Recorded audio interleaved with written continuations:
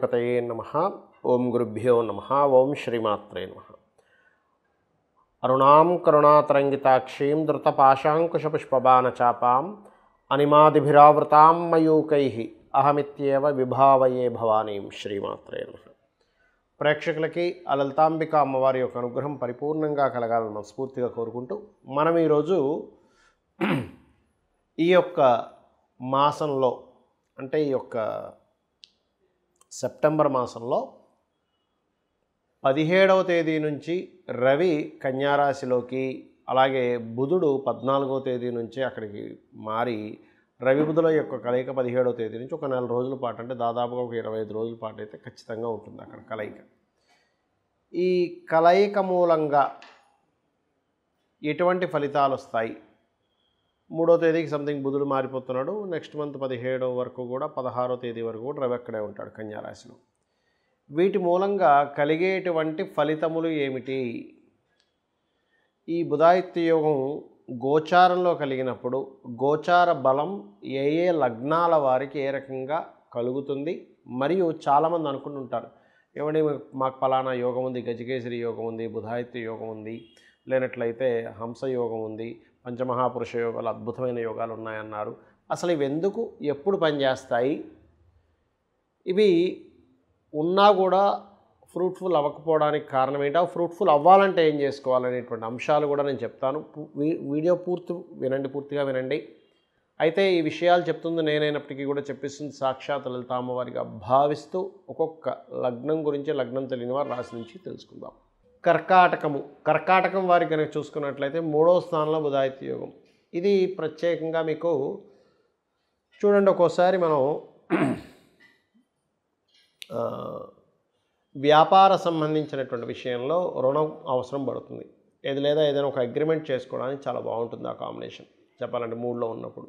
కాకపోతే ఇక్కడ పాపకత్తెరలో ఉంది కాబట్టి మీరు ఎవరికైతే మనీ ఇస్తారు, ఇప్పుడు అగ్రిమెంట్ చేసుకోవడం అంటే ఏంటి? ఎవరికైనా ధనం ఇవ్వడం కానీ, లేకపోతే ఎవరి దగ్గర నుంచి అయినా డబ్బులు తీసుకోవడం కానీ అడ్వాన్స్ రూపంలో, అప్పుడు అగ్రిమెంట్ రాసుకుంటాం, ఇన్ని రోజుల్లో మీరు మాకు డబ్బులు ఇవ్వాలి, లేకపోతే మీరు ఇన్ని రోజుల్లో వాళ్ళకి ధనాన్ని ఇస్తారని. ఎందుకంటే 2లో కేతు ఉన్నప్పుడు గోచారంలో, ముఖ్యంగా 2లో కేతు ఉంటూ 4వ స్థానంలో కుజుడు ఉన్నందుకు, కుజుడు 4లో ఉన్నాడు, భూమికి కారకుడు, 4th హౌస్ అసెట్స్ కారక స్థానం. అసెట్ స్థానంలో ఎప్పుడైతే కుజుడు ఉన్నాడో, 2లో కేతు ఉన్నాడో, ఇది ఇచ్చేటువంటి రిజల్ట్ ఏమిటి అని చెప్పి చూసుకున్నట్లయితే, ఇది పర్టికులర్గా మీకు ఏదైనా ప్రాపర్టీకి ధనం ఇచ్చేటువంటి విషయంలో చాలా జాగ్రత్తగా ఉండాలని చెప్తుంది. ఎందుకంటే 3లో రవి బుధులు ఉన్నందుకు ఒక మంచి అగ్రిమెంట్ రావడానికి వీటన్నిటికీ ప్లానింగ్ వేసినట్టుగా ఉంటాయండి గ్రహాలన్నీ కూడా. అదొక ప్లానింగ్లో తీసుకెళ్తుంటాయి మనల్ని.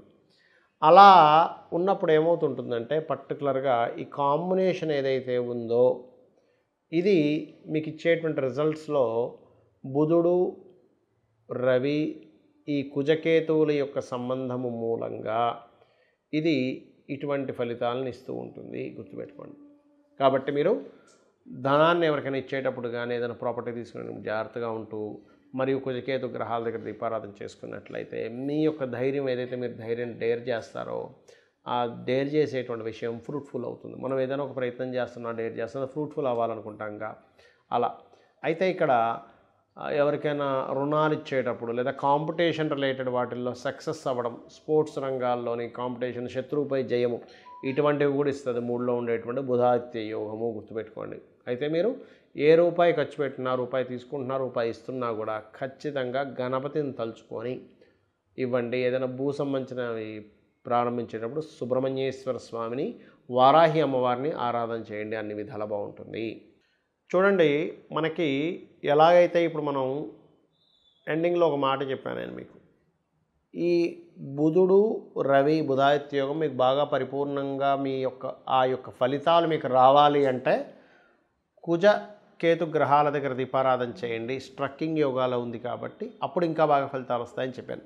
అలాగే ప్రతి ఒక్కరికి కూడా వాళ్ళ యొక్క జన్మజాతకంలో ఏ జ్యోతిష్కుడి దగ్గరికి వెళ్ళినా, అబ్బా మీకు ఫలానా యోగం ఉంది, బుధాదిత్య యోగం ఉంది, గజకేసరి యోగం ఉందండి, పంచమహాపురుష యోగాల్లో ఉన్నాయి, 4 గ్రహాలు ఉచ్చస్థానంలో ఉన్నాయి, 3 గ్రహాలు అద్భుతంగా నీచంలో ఉంటే ఇంకా మంచి పట్టుదల ఎక్కువ ఉంటుంది, ఇవన్నీ చెప్తూ ఉంటారు. మనం కూడా చాలా ఆనందపడిపోతుంటాం. కానీ కాలం గడుస్తున్న కొద్దీ మనకేమీ ఆ ఫలితాలు కనబడవు. దేనికి కారణం ఏమిటి అంటే జ్యోతిష్ శాస్త్రంలో చెప్పిన అంశాలు నేను మీకు చెప్తున్నా, ఇప్పుడు షేర్ చేసుకుంటున్నాను. ఒకటి పాయింట్ నెంబర్ 1, మీకు ఏదైతే యోగం ఉందో ఆ యోగానికి సంబంధించిన విషయంలో మీరు ప్రయత్నం చేయట్లేదు.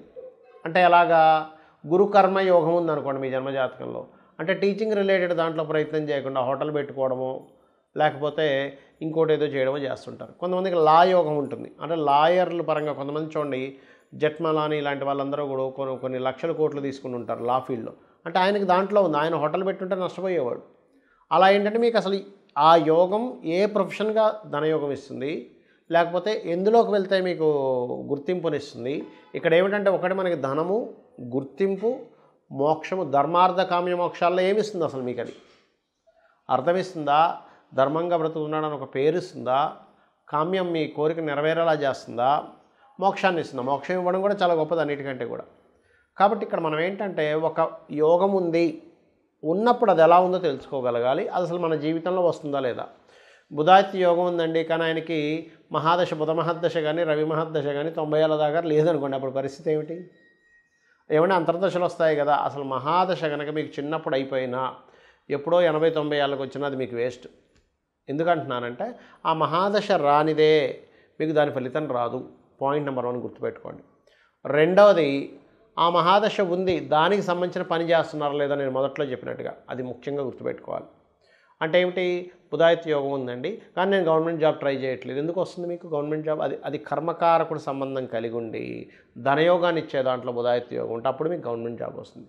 ఆ గవర్నమెంట్ జాబ్ కూడా ఆ బుధాదిత్య యోగం ఎక్కడెక్కడ ఉండాలి ఎవరికైనా ఉంటే మేషంలో కానీ, మిథునంలో కానీ, సింహంలో కానీ, కన్యలో కానీ ఉండాలి. ఈ 4 ప్లేసుల్లోనే బుధాదిత్య యోగం బ్రహ్మాండంగా పనిచేస్తుంది. వేరే దగ్గర చాలా స్వల్పంగా పనిచేస్తుంది, పెద్దగా పనిచేయదు అక్కడ. ఇది గుర్తుపెట్టుకోవాలి. అలాగే మరొక విషయం ఏంటంటే ఇక్కడ ఆ యొక్క యోగము పాపకర్తెరలో ఉందా, శుభకర్తెరలో ఉందా. ఇప్పుడు చూడండి మనకి గోచారంలో ఇప్పుడు మనం చెప్పుకున్నాం ఏమండి, రవి బుధులు చక్కగా కన్యారాశిలో ఉన్నారు, కానీ అటు ఇటు కుజుడు కేతు ఉన్నాడు అన్నాం. అంటే ఏమిటి, మనకు అక్కడ ఉన్నట్టే ఉంటుంది కానీ తాళం వేసినట్టుగా ఉంటుంది.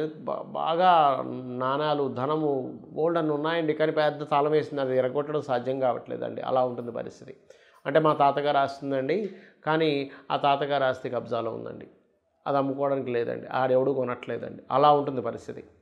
కాబట్టి అలాంటి సిచ్యువేషన్స్లో మీకు ఆ యొక్క విషయంలో మంచి ఫలితాలు రావాలి అంటే మీరు చేయవలసింది ఏమిటి అంటే క్లియర్గా ఆ బుధాదిత్య యోగ సంబంధించినటువంటి విషయాన్ని, బుధాదిత్య యోగం కానివ్వండి ఏ యోగమైనా, ఒక యోగం ఉందంటే అటు ఇటు ఏ గ్రహాలు కలిసి ఉన్నాయి లేకపోతే దాంతో ఏదైనా పాపగ్రహం కలిసిందో చూసుకొని ఆ గ్రహానికి సంబంధించిన దానం ఇవ్వడం, ఆ గ్రహానికి దీపారాధన చేయడం చేయాలి. ఇప్పుడు రెండు గ్రహాలు ఉంటాయి, ఒక్కొక్కసారి రవి శని ఉంటాడు మధ్యలో, అది పాపకర్తెర యోగం. అలాగే కుజుడు కేతువు, కుజుడు రవి, కుజుడు శని, లేకపోతే కుజుడు రాహువు, ఇలా 2 గ్రహాలు అటు ఇటు ఉంటాయి.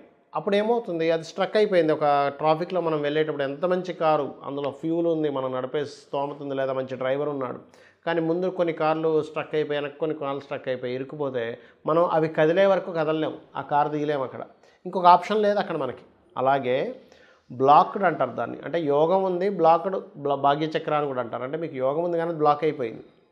ఆ బ్లాక్డ్, ఆ భాగ్యం ఆ గ్రహాల యొక్క కలయిక వల్ల ఇచ్చేటువంటిది. అలా ఇది ఏం చేస్తుందంటే ఈ బుధాదిత్య యోగం దేశకాల పరిస్థితులకు కూడా చూపిస్తుందండి గోచారం ఎప్పుడు కూడా.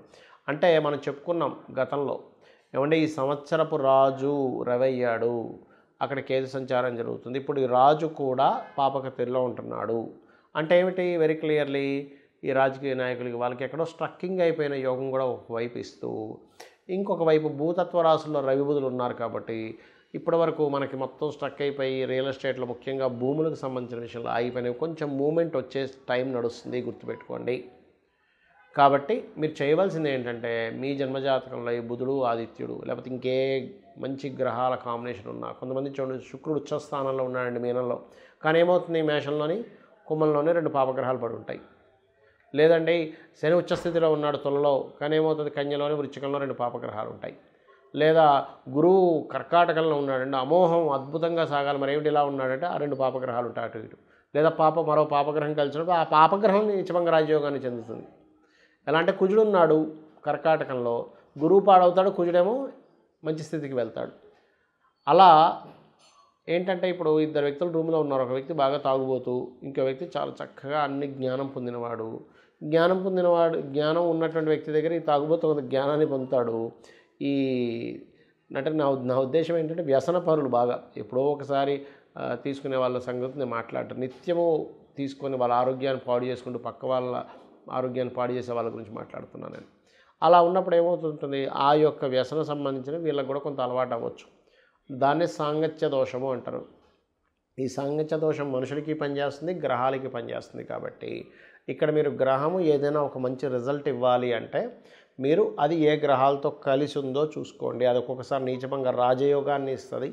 ఎలా అంటే ఒక అజ్ఞానం లేని వ్యక్తికి ఒక అజ్ఞానికి జ్ఞాని తోడైతే ఆ అజ్ఞాని కూడా జ్ఞానిగా మారినట్టే. నీచపడ్డ గ్రహం కూడా ఒక ఉచ్చగ్రహంతో ఉంటే దాన్నే నీచభంగ రాజయోగము అంటారు. సో ఇది మీకుండేటువంటి గ్రహాల యొక్క కాంబినేషన్ క్లియర్గా అబ్జర్వ్ చేసుకొని ఆ రకంగా చేసుకోండి, అన్ని విధాలు బాగుంటుంది. శ్రీమాత్రే నమః.